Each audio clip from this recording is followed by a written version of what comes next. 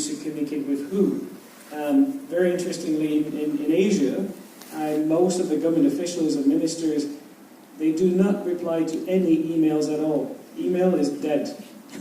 The only way I can reach them is by using either Line, WhatsApp, WeChat, Viber, Skype, Messenger. I've got about 8 or 10, I can't remember, on my phone of different apps because each one of the ministers are using a different one. My challenge is remembering which is which, who's using what. My children, who are now 21 today, and 19, if I send them an email, because sometimes you do, there's papers that they need to sign, etc., I have to send them a message on Messenger, please read your email. Oh, I can't remember my password, I haven't looked at it for a year. Those are the challenges we're facing today. There's new apps and new services coming up all the time. Is how do you reach out to these millennials, and hopefully Oliver can give us some insights later on on how we can market successfully to younger generations. These are some of the challenges. But I'd like to come back to something you talked about before, the experience economy.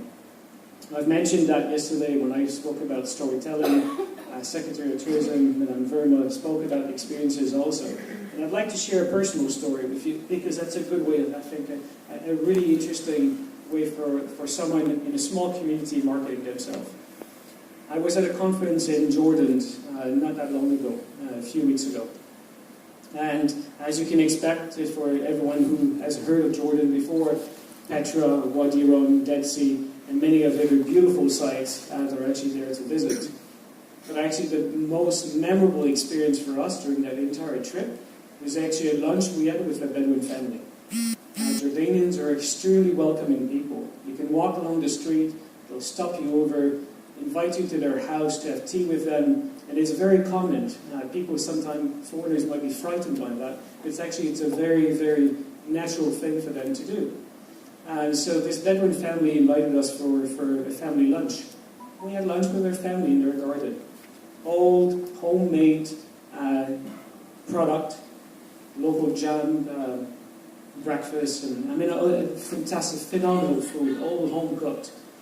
And actually, they do this for a living. I mean, this was not only a family stopping us in the street. This actually was we stopped for lunch, and they have I wouldn't say a restaurant, but they actually prepare local food. And to make a long story short, not only the food was enjoyable, but the company was enjoyable. We learned about their cultures. My wife was very interested in how they actually prepared the meal. Some of it looked very much like